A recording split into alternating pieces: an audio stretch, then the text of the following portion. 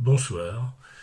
La dernière fois, nous avons vu comment deux grands penseurs, deux maîtres de la civilisation européenne, Thomas d'Aquin et Dante, ont redonné, chacun à sa manière d'ailleurs, à la politique sa dignité. Eh bien, nous allons voir ce soir comment tout cela s'est manifesté en pratique, dans l'histoire italienne médiévale, dans ce véritable laboratoire de la politique moderne qu'ont été les communes italiennes, qui sont toutes des grandes cités très connues. Et puis nous parlerons également de quelques-uns des penseurs qui ont théorisé cette phase si importante de notre histoire. Alors pour commencer, disons qu'il y a une liberté avant le libéralisme. La liberté n'est pas une invention du XVIIIe siècle, encore moins du XIXe. Et une liberté avant le libéralisme, et je reprends ici le titre d'un livre de Quentin Skinner qui appartient à cette génération d'historiens et de penseurs politiques anglais qu'on appelle l'école de Cambridge, ou qu'on désigne encore parfois comme néo-romains. Alors il y a une liberté avant le libéralisme, et cette liberté prend sa source dans la pensée politique des Romains, qu'ils soient philosophes comme Cicéron ou Sénèque, ou qu'ils soient, et peut-être plus encore, historiens comme Tite-Live, Salluste, etc. Et puis cette pensée romaine a été retravaillée par un certain nombre de grands penseurs du Moyen-Âge. Liberté, droit, justice, toutes ces notions irriguent la vie intellectuelle en Italie à partir du XIe siècle, dans ce qu'on appelle le Regnum Italicum. Et quand ce Regnum Italicum se relève des bouleversements qu'ont été l'Empire romain, la chute de l'Empire romain, et la régression sur tous les plans qui s'en est suivi, notamment la régression des villes. Alors, à partir du XIe siècle, les choses sont déjà bien engagées. Les juristes de Bologne, on en a parlé la dernière fois, ressuscitent le droit romain, en même temps que l'essor économique des villes conduit les citadins à contester l'ordre féodal et impérial. Et ainsi va se développer principalement à Florence peut-être, sur le plan intellectuel, mais aussi dans beaucoup d'autres villes, ce mouvement qu'on va appeler l'humanisme civique. Alors qu'est-ce que c'est que l'humanisme civique ? Ce sont des humanistes actifs, alors surtout au début du XVe siècle, comme Coluccio Salutati, qui anime un cercle où on discute des écrits de Pétrarque, et qui découvre la correspondance de Cicéron. C'est encore Leonardo Bruni, dit l'Arétin, parce qu'il était originaire d'Arezzo, poète, rédacteur d'une monumentale histoire de Florence. C'est aussi Poggio Bracciolini, découvreur de très nombreux textes latins classiques. C'est aussi Francesco Patrizzi qui rédige vers 1460 un traité de l'institution d'une république. Et ce sera aussi, il ne faut pas l'oublier, Girolamo Savonarola, Jérôme Savonarola, prédicateur mystique, mais aussi républicain fervent, qui finira brûlé comme hérétique à Florence. Alors les cités italiennes gardent vivante, de leur antique histoire romaine, la tradition républicaine, jusque dans leur structure politique et jusque dans les noms qu'elles donnent à leurs édiles. Ils s'appellent des consuls, ils ont un sénat, de Sienne à Lucca, par exemple, de Padoue à Florence et Pise, sans oublier la très aristocratique, mais peut-être pas tant que ça, sérénissime République de Venise, dont de nombreux auteurs d'ailleurs considèrent sa constitution comme un modèle de sagesse. On peut lire partout la survivance d'une organisation politique qui a sa source dans la Rome antique. C'est donc quelque chose d'important à noter, mais en même temps, c'est tout autre chose qui s'élabore dans les communes, ces cités-États, qui par la taille rappellent plutôt l'âge grec classique, l'âge des cités comme Sparte et Athènes, mais où vont se mettre en place des structures, des modes de fonctionnement, des idées politiques, dont nous sommes en bonne partie les héritiers directs. Alors ce qui est vrai sur le plan politique l'est évidemment aussi sur le plan social et économique. Le capitalisme, notamment le capital bancaire, joue très tôt un rôle décisif dans la richesse italienne. On connaît ces fameux banquiers dits lombards, il y a même un quartier des banquiers lombards à Lyon, qui ont joué un rôle fondamental dans l'invention, par exemple, de quelque chose qui n'est pas du tout secondaire, qui est la comptabilité en partie double, ou encore dans la circulation des lettres de crédit, c'est-à-dire d'une monnaie qu'on pourrait presque dire déjà virtuelle, puisqu'il s'agit simplement de faire confiance à un message en papier. Alors les grandes familles de banquiers, comme les Médicis, s'établissent leurs comptoirs dans de nombreuses villes d'Europe. L'industrie va se développer dans les villes italiennes. Par exemple, il existe à Florence un véritable prolétariat qui va se manifester lors d'une célèbre révolte qu'on appelait le tumulte de Ciompi, qui se passe au XIVe siècle. À la fin du Moyen-Âge et de la Renaissance, il y a en Italie une richesse qui soulèvera bien des convoitises et qui explique d'ailleurs à la fois que l'Italie va attirer les armées des grandes puissances européennes, que ce soit celle de Charles Quint, mais auparavant celle des rois de France, et qui va aussi précipiter le déclin de ces cités et finalement leur disparition. Elles ne resteront qu'à l'état de témoignage. Alors, pour comprendre comment se sont formées ces cités italiennes, ces républiques qui constituent une bonne partie de la vie politique de l'Italie du Nord, c'est à Rome qu'il faut remonter. Rome, dont les luttes internes doivent être étudiées autant que la longévité de ses institutions. C'est Machiavel qui nous faisait cette recommandation. Comme Dante l'a souligné, Rome, par son longévité et son succès, est un modèle pour tous ceux qui se posent la question de la politique. Elle doit aussi en être étudiée pour en tirer des leçons pour le temps présent. Et elle va donner aussi une perspective d'avenir qui va fonder l'unité italienne. L'unité italienne, il y a Rome derrière la tête de tous ceux qui vont être les animateurs du Risorgimento au XIXe siècle. Alors aussi divisé en effet qu'étaient les Italiens à cette époque, entre le sud qui va d'abord être le royaume de Sicile, ensuite qui va tomber dans l'escarcelle de la monarchie espagnole, il y aura un vice-roi installé à Naples, le centre qui est plus ou moins contrôlé par le pape, les états pontificaux, et puis toute cette Italie, on va dire du nord, disons qui englobe la Toscane, l'Émilie-Romagne, la Lombardie, le Piémont, la Vénétie, toute cette Italie donc est très divisée. Néanmoins, les habitants de ce pays se sont toujours pensés comme les membres d'une même nation. Ils sont des natifs de ce coin d'Europe qu'on appelait chez les Romains, encore une fois, Regnum Italicum. Alors, ce qui va s'introduire à la fin de la période dont on a parlé, avec Machiavel, c'est l'idée que la nation doit devenir État. La nation doit devenir État, on en reparlera quand on parlera de Machiavel. Alors, on peut essayer de tracer à grands traits ce que sont ces cités. On fait une sorte de portrait. Alors, pour remonter à la Rome antique, rappelons que l'expansion romaine, schématiquement, a suivi des cercles concentriques. Avant d'être à la tête d'un vaste empire qui s'étend entre le nord de l'Angleterre, le mur d'Adrien qui est en Écosse, le Rhin, le Danube et même au-delà, parce que le Limès a été bien au-delà du Rhin, le Caucase, l'Atlas au sud, l'hégémonie romaine s'est d'abord appuyée sur l'unification de l'Italie. Progressivement, s'est constitué un ensemble dont l'unité, d'abord appuyée, dont l'unité sera pratiquement achevée avec la fin des guerres puniques et la destruction de Carthage. On se souvient des harangues de Caton l'Ancien, Carthago delenda est.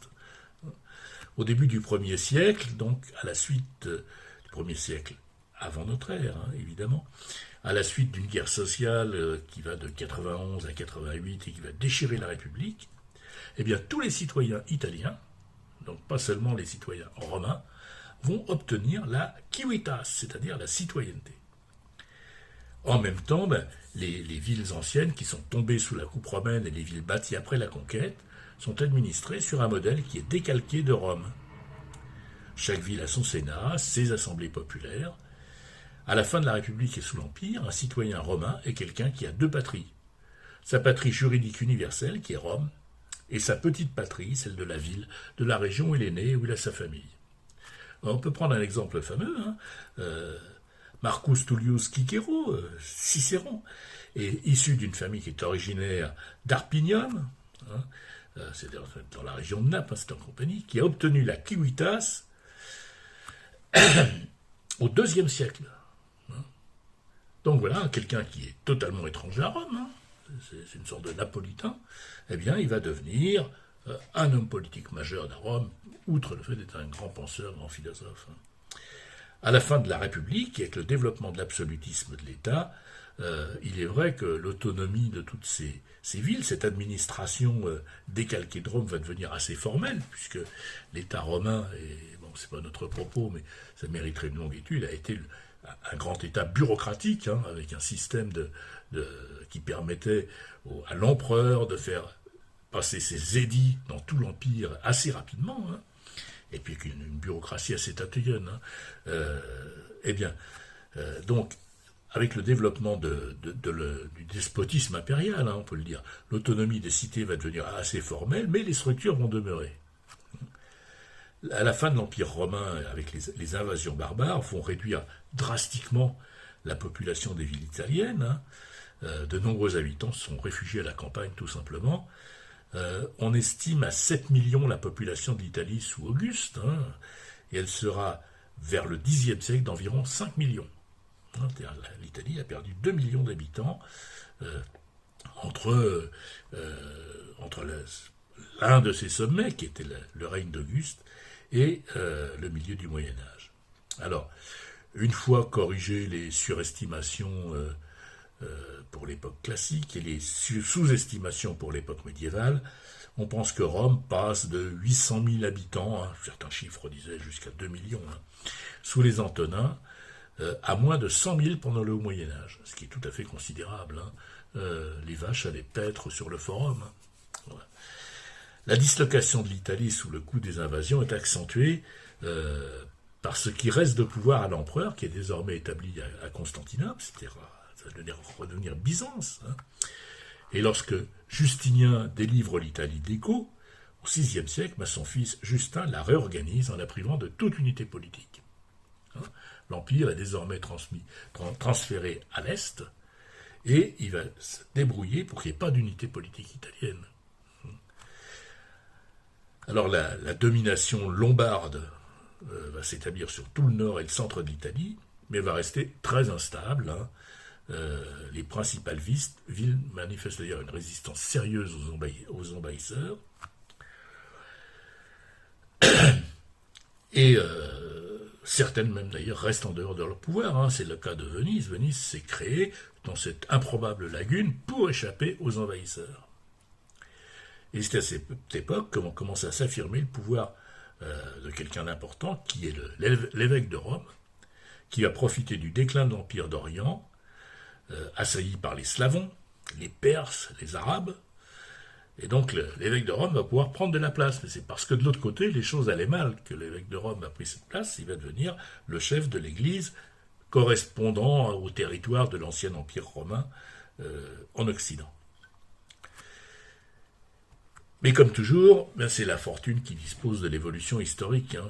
Le rôle politique de la papauté naît d'un accident.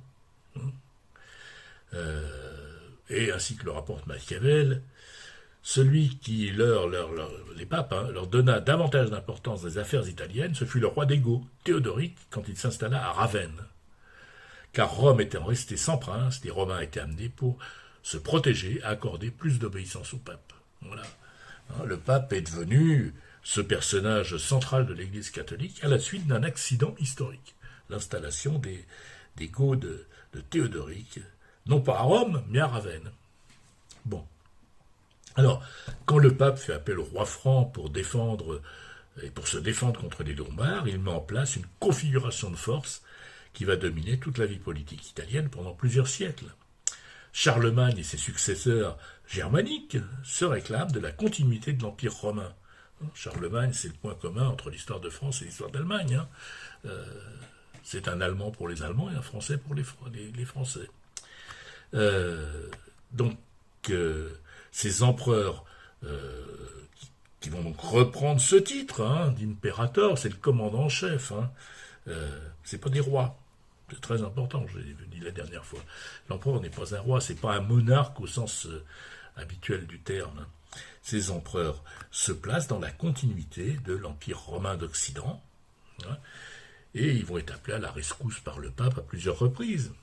Mais alors, comme le pape lui-même, on en a parlé la dernière fois, se veut le véritable successeur de la puissance impériale, eh bien, il y a conflit, et à plusieurs reprises, ce conflit va devenir même un conflit armé, qui se termine d'ailleurs la plupart du temps avec la soumission de l'empereur romain au pape. Néanmoins, donc, ce pouvoir pontifical qui reste extrêmement instable, hein, c'est un pouvoir prétendu, hein, plus qu'un pouvoir réel, parce qu'il ne peut agir que par l'intermédiaire des empereurs, rois, seigneurs qui veulent bien porter sa cause. Alors l'Italie du Sud, jusqu'au Latium, va être intégrée au royaume de Sicile, c'est un royaume normand puis angevin, hein, ce qui va être la cause officielle des guerres d'Italie, puisque le roi de France va se prétendre un successeur du roi d'Anjou qui dirige Naples, donc des rois angevins. Et puis, les structures qui ordonnent cette partie de l'Italie restent encore très largement féodales. À partir du Xe et XIe siècle, les villes d'Italie du Nord, elles, sont prises dans des conflits à répétition entre la papauté et le Saint-Empire romain germanique, héritier de Charlemagne, et elles vont progressivement prendre leur autonomie, en raison même d'ailleurs de cette bataille qui existe entre les deux puissances auxquelles elles sont théoriquement obligées d'obéir.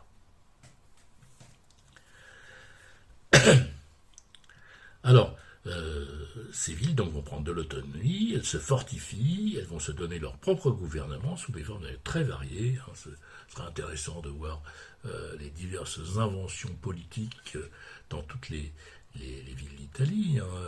Jean-Noël l'Allemand en avait parlé quand il a parlé de la compétition entre Venise et Gênes. Ces deux villes qui sont fondamentalement différentes et qui sont toutes les deux des maîtresses des mers à un moment de leur histoire. Hein. Et leurs gouvernements sont tout à fait différents. Voilà. Donc, cette autonomie politique s'accompagne d'un vigoureux développement économique, hein, tant sur le plan de la production artisanale, hein, que sur le plan commercial, proprement dit, avec la navigation, hein, et sur le plan financier. On peut dire que c'est en Italie du Nord que s'est inventée la banque moderne, et même on peut dire que le capitalisme est né là-bas. Hein, c'est pas une invention anglaise, le capitalisme. Désolé pour nos amis d'outre-Manche, le capitalisme est une invention italienne. Là-dessus, deux grands auteurs d'ailleurs sont d'accord. Marx et Braudel partagent le même point de vue. Alors la croissance de la population est nette. Hein, en 1348, pour donner une date, hein, en 1348, eh bien, Florence et Venise, donc à l'époque de Dante, comptent plus de 100 000 habitants. Soit comme Paris. Hein, donc c'est des véritables capitales. Et à l'époque, donc à cette époque, malheureusement, elles vont perdre une bonne partie de la population, puisque Florence va perdre le quart de sa population pendant la peste noire, et ne dépassera à nouveau les 100 000 habitants qu'en 1864. Voilà. Ça donne une idée d'ailleurs de ce qu'a été cette peste noire. Hein. Ça, plus la guerre de 30 ans, ça a été deux grandes catastrophes européennes tout à fait considérables. Alors, venons-en maintenant à ces communes. La plus ancienne, la plus stable de ces communes libres, c'est Venise. Elle est fondée au VIe siècle par des populations qui fuient les invasions lombardes et qui trouvent donc refuge sur les îles de la Lagune. Alors que les rois lombards gouvernent l'intérieur du pays, la Lagune reste sous la coupe de l'empereur byzantin. La coupe un peu théorique tout de même. Hein, les Vénitiens prennent l'habitude de s'administrer eux-mêmes. À partir de 751, donc Venise prend son indépendance à l'égard du pouvoir de l'Empire romain et devient une ville-cité, une ville-État indépendante, tournée vers la mer, comme le sera Gênes. On le connaît, ça a été rappelé aussi par Jean-Noël Allemand dans le 1er siècle, cette cérémonie des épousailles de Venise avec la mer. Dès le XIe siècle, Venise étend son influence sur l'Adriatique, en particulier sur la côte dalmate, Alors la ville était dirigée par un doge, c'est-à-dire un duc, qui est élu à vie.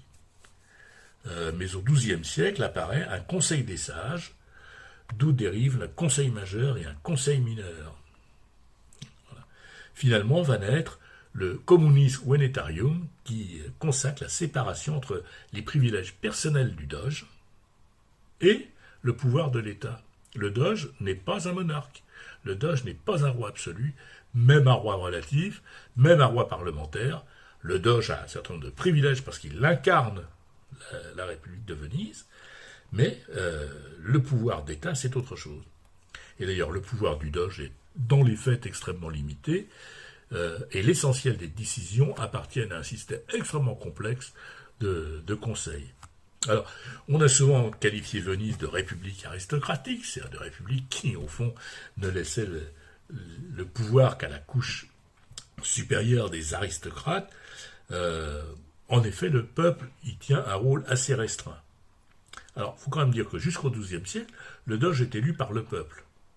Ensuite, il va être désigné par 40 électeurs, eux-mêmes désignés par une commission de 11 membres. Et le peuple ne sera plus convié qu'à entériner les grandes décisions par acclamation. Alors, Machiavel, cependant, conteste cette appellation de république aristocratique. Et il a sans doute raison d'affirmer que la situation de Venise, au fond, n'est pas très différente de celle des autres villes-États, dont la sienne, Florence. Avec perspicacité, il fait remarquer que l'essentiel n'est ni le titre, ni même tel ou tel privilège, mais le fait d'avoir juridiction sur des sujets. Le seigneur féodal, il a juridiction sur ses vassaux, dans une certaine mesure, et sur les manants qui sont sous sa protection. Il détient le pouvoir juridique. Les titres de noblesse des villes d'Italie n'ont rien à voir, puisque la juridiction, ce qui est quand même la chose la plus importante, appartient au pouvoir politique dans son ensemble. Et Machiavel souligne ainsi la différence qui existe entre des structures sociales, des rapports sociaux, au-delà des apparences et des dénominations. Et comme toujours, il va à l'essentiel, même si, à l'origine, ces communes étaient étroitement imbriquées dans les structures féodales. Alors que la partie de l'Europe sous la coupe des monarques germains, francs, normands est organisée sur une base féodale, le féodalisme se dilue très tôt en Italie du Nord, du moins sous sa forme canonique. Il a été imposé par les guerriers francs et il est très tôt battu en brèche. Alors il y a bien une noblesse terrienne, avec ses châteaux, mais c'est très tôt la noblesse citadine, très différente de cette noblesse terrienne, qui s'impose en défendant l'autonomie des communes et qui peut faire face aux pouvoirs féodaux. On y reviendra peut-être, mais dans la fameuse allégorie du bon gouvernement, on voit des seigneurs qui viennent faire allégeance à cette figure souveraine qui est celle de la République de Sienne.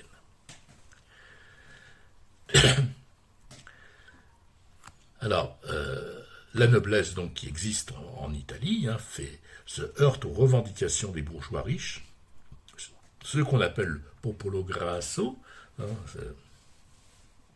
l'italien se lit facilement, ou alors vont fusionner purement et simplement avec cette bourgeoisie riche.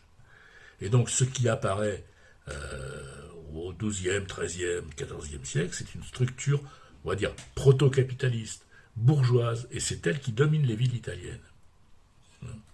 Et c'est ceci qui justifie le jugement que portent aussi bien Marx que Braudel, qui font naître le capitalisme, encore une fois, dans le Quattrocento italien. Alors il faut cependant se garder d'aller trop loin dans cette voie. Si le féodalisme stricto sensu n'existe pas, certains de ces traits marquent profondément la vie politique italienne. Les cités si jalouses de leur indépendance ne conçoivent leur rapport avec les autres cités que sur le mode de la concurrence ou de la dépendance. Il y a un gouffre entre ces cités, même la plus stable, celle de Venise, et l'État moderne dont Machiavel va dessiner les grands traits, et il les voit se dessiner, lui, ailleurs, c'est en France, en Espagne et en Angleterre. Alors Venise joue un rôle considérable dans la pensée politique florentine. Certains voient dans la stabilité de cette république, qui s'est qualifiée elle-même de sérénissime, l'exemple même des bienfaits que procure le gouvernement du petit nombre. Un gouvernement, on va dire le gouvernement des optimates, optimati, c'est les meilleurs, c'est la traduction latine et italienne de l'aristocrate. Mais chez Savonarola, par exemple, elle est un temps l'archétype du gouvernement républicain bien organisé. Autrement dit, chacun avait sa propre vision de Venise. Et Savonarola, qui va être celui qui va étendre un véritable gouvernement républicain à de larges couches du peuple pendant son bref pouvoir moral d'ailleurs sur Florence, prétend prendre modèle sur Venise. Inversement, Guicciardini, Francesco Guicciardini, un grand ami de Machiavel, qui est plus hostile à la prépondérance d'éléments populaires dans le gouvernement de la République, considère que la Sérénissime est la réalisation de ce que Aristote et Cicéron avaient défini comme le gouvernement mixte. Voilà. Alors si on essaie de rentrer dans le détail, on pourrait prendre par exemple l'exemple de Gênes. Alors la naissance de la commune de Gênes est emblématique. Elle naît de la poussée d'une classe bourgeoise qui s'affirme avec la reprise de la vie économique. D'abord animatrice d'une coalition de résistance aux invasions arabes, Gênes prend son indépendance en 1056 avec la création d'une institution qui s'appelle la Compagnia, institution semi-privée, alors ça c'est tout à fait intéressant, institution semi-privée de propriétaires et de travailleurs qui mettent en commun capital et travail pour organiser des expéditions sur les mers, notamment pour protéger les cargaisons. Et c'est ce qui va fonder la richesse de la cité. Alors la Compagnia se transformera ensuite en entité publique, la commune de Gênes. Alors une autre commune, la République de Pise, va se constituer sur un principe semblable à partir de la Compagnie des gens de mer.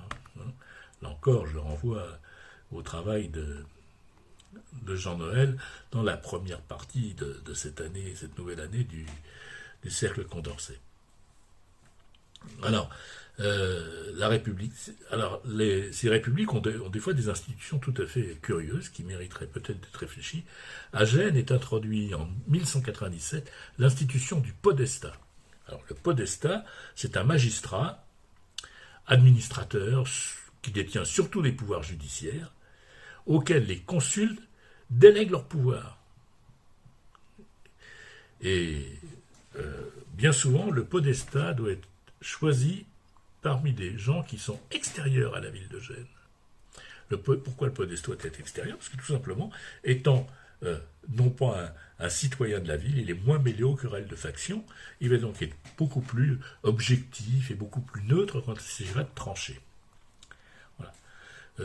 Alors je reviens encore une fois sur Braudel. Braudel voit en Gênes l'une de ces républiques qui sont à l'origine même du développement du capitalisme.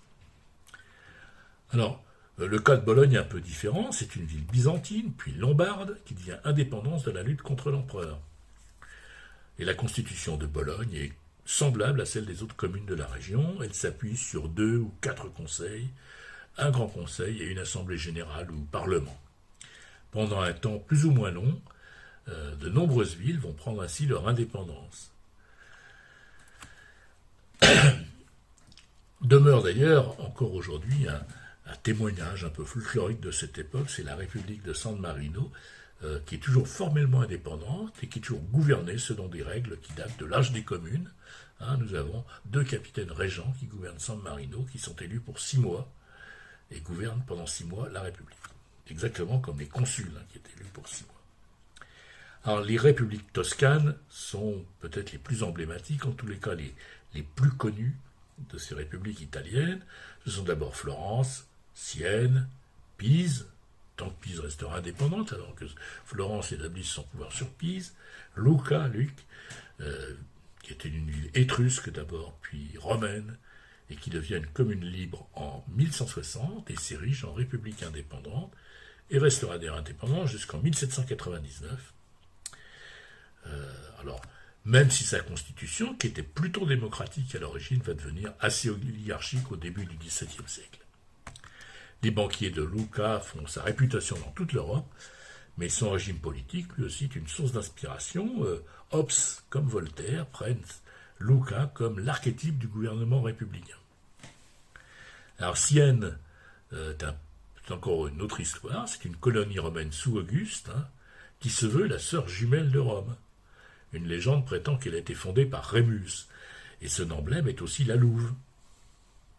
Alors, après la domination d'Ambar, elle va devenir une ville épiscopale entre le IXe et le XIe siècle, puis une commune libre à partir de 1147.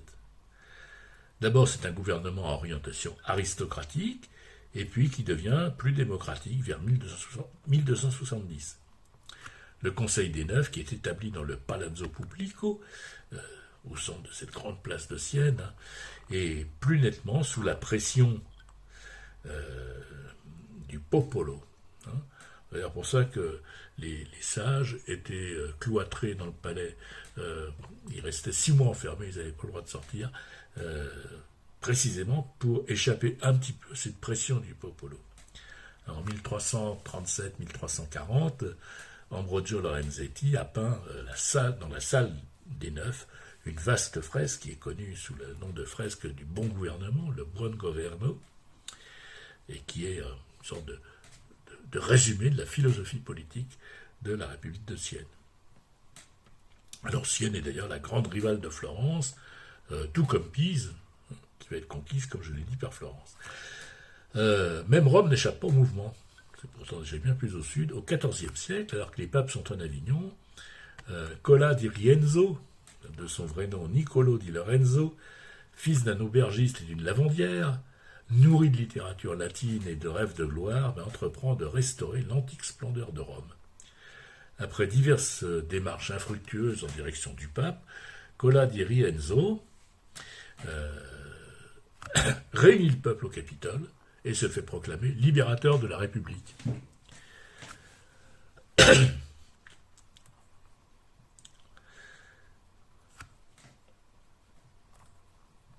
Alors, ce libérateur de la République est un tribun.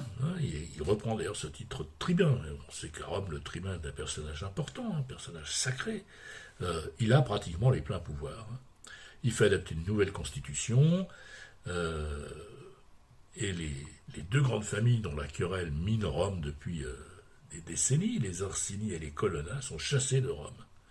Alors Rienzo a un projet, il veut unifier l'Italie sous la direction de Rome, et il tient une première assemblée de 200 délégués qui sont venus faire leur soumission le 1er août 1347. Alors une esquisse d'unité italienne, symbolique, sans lendemain, mais tout de même une esquisse peut-être riche d'un grand futur. Bon, alors le problème, c'est que l'ambition de Rienzo est au-delà de ses moyens intellectuels et de sa rigueur morale, et le pouvoir va lui tourner la tête. L'argent public est gaspillé en fête, et la famille de Rienzo s'enrichit outrageusement. 6 mois plus tard, mais il est renversé par une émeute populaire, entretenue en sous-main par le pape. Voilà. Après ce tour d'horizon trop rapide, chacune de ces villes d'Italie reste marquée par cette histoire. On peut essayer de définir quelques grands traits du communalisme italien. Alors, ce mouvement des communes, on peut lui donner plusieurs tendances qui vont faire son originalité. Il y a des communes dans toute l'Europe, il y en a en Allemagne, qui mériteraient aussi d'être étudiées. Il y en a en France. Il y a un mouvement d'émancipation communale qui va être canalisé, récupéré par la monarchie. En Italie, là, quelques traits tout à fait particuliers. Tout simplement parce que les communes de France, par exemple, ne sont pas libres. Elles sont seulement affranchies d'un certain nombre de sujétions traditionnelles à l'égard des seigneurs dont elles dépendaient. Il en va de même en Allemagne, d'ailleurs, où, à l'exception peut-être des communes des rivages de la Baltique, ces communes restent insérées dans le cadre féodal. Dans la pyramide des obligations féodales. Nulle part, sauf en Italie, ce mouvement ne conduit à l'indépendance des villes sous des formes qui semblent reproduire le schéma des cités-États grecques. Mais même si elles semblent reproduire ce schéma des cités-États grecques, elles sont en fait une forme politique nouvelle, profondément nouvelle, qui préfigure à bien des égards les révolutions du XVIIe siècle en Angleterre et du XVIIIe aux États-Unis et en France. Alors c'est les circonstances politiques d'ensemble expliquent ce développement atypique. Je l'ai dit, rivalité, empire papauté, faiblesse du développement proprement féodal, permettent aux villes d'arracher leur indépendance. En même temps, ces rivalités seront une des principales causes de l'instabilité chronique des communes et finalement de l'Italie, qui restera un pays dominé jusqu'au XIXe siècle. Alors les XIIe et XIIIe siècles, on en avait dit quelques mots la fois précédente, sont largement dominés par la controverse entre les tenants du pouvoir de l'impérium, du pouvoir du pape, et ceux de l'empereur, entre les Guelfes et les Gibelins. En fait, le sens de ces dénominations s'est profondément affaibli au XIIIe siècle. C'est comme gauche-droite, ça avait une origine, et puis on ne sait plus bien ce que ça veut dire au bout d'un certain temps.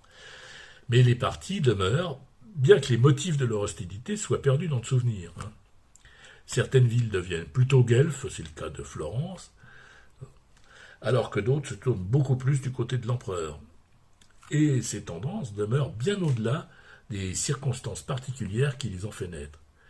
Ces partis sont d'abord constitués autour de grandes familles, de seigneurs terriens, de chefs de guerre, qui possèdent leurs châteaux et leurs demeures fortifiées, dans la ville même.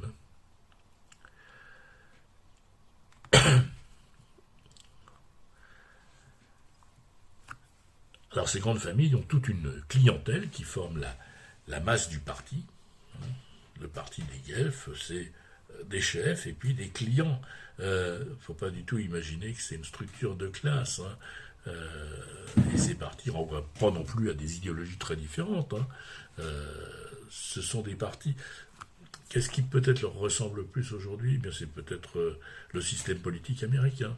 Démocrates et républicains ne diffèrent en rien. Par moment de l'histoire, les républicains pouvaient être classés comme plus progressistes que les démocrates, et inversement. Certains démocrates du Sud sont parfaitement réactionnaires. Donc, c'est pas la question, ce sont des affiliations. Des affiliations de grandes familles aristocratiques. Il y a une aristocratie américaine, les fameux WASP, et puis toute une série de gens qui les suivent par habitude, tout simplement. Voilà. En tout cas, quelles que soient les motivations, le conflit entre les partis reste un conflit fondamentalement entre diverses fractions de la classe dominante. À Florence, c'est le conflit entre Guelfes et Gibelins qui accélère l'évolution politique républicaine. Dès 1282, les représentants des arts majeurs, c'est-à-dire les corporations riches et renommées de la ville, s'imposent aux côtés des nobles guelfes qui dominent maintenant Florence. En 1290, par exemple, les ordonnances de justice de Gianni della Bella interdisent à 250 nobles l'accès aux charges publiques. Alors ça aussi, c'est un classique. La fraction dominante exclut les autres. Elle permet en revanche l'accès des arts mineurs. Alors ça, c'est pas rien. Les menuisiers, les charpentiers, tous ces gens-là sont regroupés dans des corporations qu'on appelle les arts mineurs. Eh bien, ils vont avoir accès à la vie publique. Bon. Et puis, le conflit Guelfe-Gibelin va bientôt renaître sous une nouvelle forme. Les Noirs regroupent les partisans du pape, les Guelfes noirs, et les Blancs, qui rassemblent souvent d'anciens Gibelins. Alors, ces deux factions se forment d'abord en raison de l'hostilité des grandes familles florentines, les Cerchi, dont les Blancs sont les partisans, et les Donati que soutiennent les Noirs. Alors les tumultes qui s'ensuivent conduisent le pape et une partie des Florentins à avoir recours à un prince étranger. Ils vont chercher Charles de Valois, frère du roi de France, pour rétablir l'ordre. Lequel Charles reste Florence aussi divisée qu'à son arrivée. Quelques années plus tard, en 1342, une nouvelle crise ouvre la porte à la dictature du duc d'Athènes, qui va faire régner la terreur exécutant les citoyens parmi les plus en vue, et détruit les institutions républicaines et, comme le dit Machiavel, ôte toute autorité aux défenseurs habituels de la liberté. Mais 4 ans plus tard, il est chassé par une nouvelle insurrection populaire. Voilà, c'est bien une république tumultuaire, hein, Florence. Les institutions républicaines, comme on voit, sont très instables, hein, et les crises amènent continuellement des remaniements dans une structure qui n'a rien des édifices constitutionnels construits morégo-métrico, hein, à la manière des géomètres dans les républiques modernes. Le gouvernement est généralement donné à des consuls en petit nombre, élus par des assemblées populaires. Ces personnages prennent aussi d'autres noms, on parlera de recteurs, de prieurs ou de seigneurs. Hein. Voilà. La seigneurie, le palais de la seigneurie à Florence, c'est pas le palais des seigneurs féodaux. Hein. C'est le palais où se réunissaient les seigneurs au sens des sieurs, les messieurs, les seigneurs, les plus vieux, les plus élevés. Hein. Mais ce n'est nullement une noblesse héréditaire. Hein. Ces seigneurs sont des citoyens élus qui prennent le pouvoir au nom de la République. Et la seigneurie n'est rien d'autre que l'institution du pouvoir collectif des seigneurs. Et puis le système se complique par la création de multiples conseils dont les attributions parfois se recoupent. Donc, dans une première phase, les cités sont quand même plutôt essentiellement aristocratiques, elles prennent la couche supérieure de la société, mais le conflit entre les grands et le peuple les marque toutes. Au XIIIe siècle, c'est le moment où le popolo va prendre le dessus. Les familles patriciennes se voient privées d'ailleurs d'une bonne partie de leur pouvoir, puisqu'elles sont exilées, comme les Médicis par exemple, qui devront à plusieurs reprises quitter Florence. Et puis alors les cités vont à nouveau glisser vers l'oligarchie, avant de perdre peu à peu, au cours du XVIIe et du XVIIIe, tous les attributs de leur indépendance. Toute cette histoire, pour une part, peut être considérée sous l'angle des conflits de classe. Contrairement à ce que j'ai dit il y a une minute, les partis ne sont pas des partis de classe, mais les conflits qui fondamentalement les animent sont sans doute des conflits de classe au sens marxiste du terme.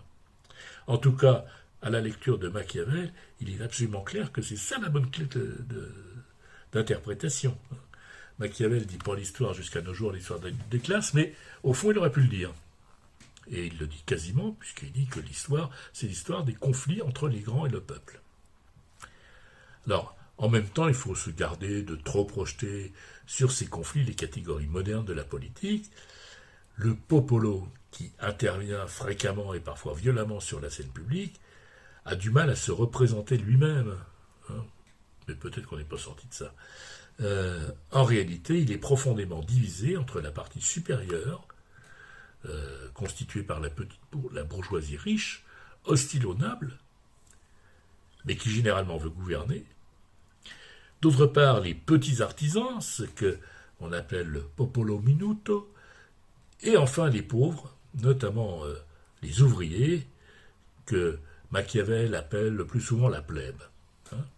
Parfois, avec une nuance de mépris, il parle du popolaccio. Alors le petit peuple et la plèbe sont souvent manipulés par telle ou telle fraction des classes dominantes. Par exemple, à Florence, les richissimes Médicis réussissent à plusieurs reprises à prendre la tête de soulèvements populaires contre les républicains. C'est très curieux, hein, mais c'est un phénomène qu'on connaissait déjà avant. Hein. Celui qui met fin à la République romaine, Jules César, appartenait au parti démocrate. C'est un partisan de la démocratie, c'est-à-dire il s'appuie sur le petit peuple, contre les républicains à l'ancienne, qui eux veulent garder le pouvoir du Sénat, de l'ordre équestre, et laisser la ville bien gouvernée par ceux qui s'y connaissent. Quoi. Voilà. Alors,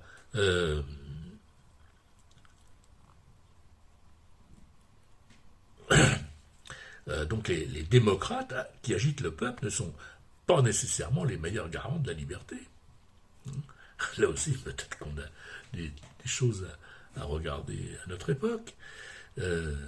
Donc pas les meilleurs garants de la liberté. Et les riches peuvent d'ailleurs être du côté du peuple pour défendre ses prérogatives.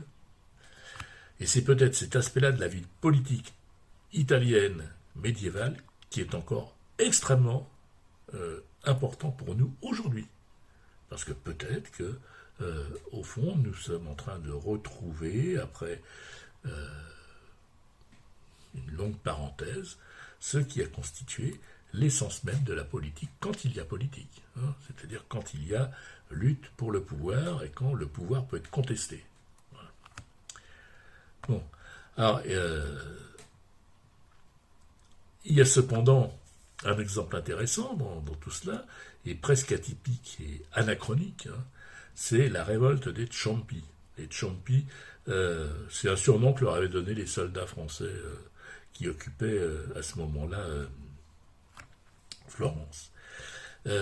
Ces ouvriers de la laine qui appartenaient, eux, à la classe la plus misérable de la ville, ces ouvriers qui n'ont pas de corporation pour les représenter, et qui, pendant un bref moment, vont se rendre les maîtres de Florence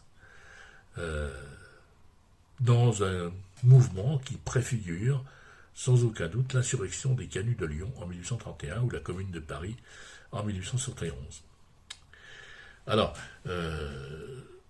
Machiavel a d'ailleurs consacré à cet événement de la révolte des Tchampi tout un chapitre dans son histoire de Florence, un chapitre où Machiavel, qui n'a pas d'archives, hein, évidemment, ni d'enregistrement d'époque, va se faire peuple, c'est-à-dire qu'il va essayer d'inventer les discours qu'auraient dû prononcer les représentants de cette révolte des Tchampi. Voilà, ça c'est un point sur lequel je pense on pourra revenir. Alors, ces régimes communaux, si on y regarde bien, sont instables, mais pas beaucoup plus instables que ne l'étaient les républiques antiques. Hein. Athènes au premier chef, et la République romaine furent aussi souvent des organisations politiques qui allaient de crises en guerres intestines. Alors, pour remédier à cette instabilité, la tentation est grande de confier tous les pouvoirs à un seul homme. Alors le problème, c'est comme toujours, comment confier tous les pouvoirs à un seul homme sans qu'il ne devienne un tyran. Ainsi que le montre l'exemple du duc d'Athènes, hein, qui avait confié le pouvoir à cet homme-là pour établir l'ordre, et ils avaient confié le pouvoir au renard pour établir l'ordre dans le poulailler. Quoi. Voilà. C'est ainsi que va naître cette institution du podestat dont j'ai déjà parlé. Ça va être aussi la création à Florence d'un poste très particulier qui est le gonfalonier de justice, qui joue, en changeant ce qui doit être changé, un rôle proche de celui du président dans la Ve République. C'est aussi pour la possibilité pour quelques grandes familles riches, capables de mettre à leur service des véritables armées privées, de prendre le pouvoir, de l'exercer sur un mode qui pourrait s'apparenter à celui des comtes, des barons dans les féodalités françaises et anglaises. C'est par exemple ce qui va se passer à Milan. À Milan, où les épisodes républicains laissent la place au pouvoir des grandes familles, qui sont des chefs de guerre, les Visconti, puis les Sforza. Bon, là encore, il ne faut pas s'abuser. Bien qu'ils obtiennent de l'empereur, par exemple, les titres de duc ou de comte, les Visconti et les Sforza ne sont pas vraiment comparables au duc de Bourgogne, par exemple. Le système de l'hommage, de la dépendance personnelle propre au féodalisme ne parvient jamais à s'implanter durablement en Italie du Nord. Et les pouvoirs aussi instables, ce système sera aussi instable que les pouvoirs républicains, et toujours sous le contrôle direct ou indirect du popolo. Quand une ville se donne à un seigneur, c'est pas vraiment très différent d'une ville qui fait appel à un condottiere pour organiser ses défenses ou pour mener une guerre contre sa rivale. Les Visconti et les Sforza n'étaient au départ que des condottieri, c'est-à-dire des entrepreneurs de guerre, des sortes d'ancêtres de l'organisation Wagner, par exemple. C'est parce qu'il a vu comment les condottieri pouvaient prendre le pouvoir que Machiavel, de manière presque obsessionnelle, milite pour se débarrasser du pouvoir de ces gens néfastes. Et si vous n'avez pas des armées de mercenaires pour vous défendre, eh bien, il ne vous reste plus qu'une chose à faire, c'est vous défendre vous-même. Et c'est pour ça que Machiavel tentera, sans grand succès, il faut bien le dire, de mettre sur pied une armée populaire, une armée de citoyens. Alors, ces villes sont également en conflit permanent les unes contre les autres, Sienne contre Florence, Florence contre Pise et contre Lucca, Venise tantôt avec Milan, tantôt contre Milan. Ces guerres incessantes témoignent de l'écart qui existe entre les modèles politiques des républiques italiennes et la réalité. Pour régler leurs différends, les communes doivent souvent s'allier à des puissances extérieures. Un jour c'est l'empereur, un jour le roi de France, un autre jour le pape, les Espagnols de Naples. Et à l'intérieur même de chaque commune, les conflits entre partis se règlent souvent par l'appel soit à d'autres cités, soit à des étrangers, français, allemands, espagnols. Tel parti vaincu est exilé, se réfugie dans la République voisine, et revient dans sa cité au pouvoir grâce aux armes de l'ennemi. Par exemple, les Florentins se réfugient, les exilés se réfugient dans d'autres villes et vont revenir, avec le cas des Médicis, avec des armées hostiles à Florence. Ce qu'on appelle les fuoriciti, c'est-à-dire ceux qui sont partis dehors, ceux qui sont sortis vers l'étranger, constituent une des dimensions essentielles de la vie politique italienne. Ils forment même pratiquement une république en exil. Et donc, brillante intellectuellement et économiquement, l'Italie va progressivement être déchirée et réduite à l'impuissance politique. Machiavel, dans l'histoire de Florence, fait déjà ce constat lucide. Les armées italiennes, dit-il, se trouvaient entre les mains de princes mineurs ou d'hommes dépourvus d'État. Les princes mineurs s'en revêtaient non pas par désir de gloire, mais pour vivre plus richement ou sûrement. Les autres formaient à cette profession depuis l'enfance, ne cherchant rien faire d'autre, cherchaient à s'y faire honneur par la richesse ou la puissance. Voilà. La politique est vouée finalement à toutes sortes de bandits qui ne cherchent qu'à gagner de l'argent dans cette affaire. Et la conclusion de Machiavel est brutale. Mon histoire va donc être remplie de ces princes fainéants et de ces lâches armés. Voilà. Princes fainéants et lâches armés. Alors, au Palazzo Pubblico de Sienne, j'en ai parlé, on peut admirer cette fresque peinte en 1328 par Simone Martini à la gloire du condottiere Guido Riccio da Fogliano, qui a permis à Sienne d'étendre sa domination sur toute la région environnante. Machiavel, qui est le défenseur des milices patriotiques, est en même temps passionné par ces figures de condottieri. On connaît le cas de César Borgia, qui sera peut-être le dernier de cette espèce, et qui accompagne comme ce nombre la liberté républicaine italienne. Et Machiavel comprend très bien que le système communal agonise. La vertu des peuples libres a disparu. En Italie du Nord, depuis longtemps déjà, les communes se sont donné des princes, les corporations ont renoncé à leur pouvoir politique pour se concentrer sur les affaires, et alors même que les législations sont rapprochées d'une ville à l'autre, et que l'unité paraissait comme une exigence pressante, aucun de ces princes n'était capable de la faire avancer réellement, ni les Visconti, ni les Sforza.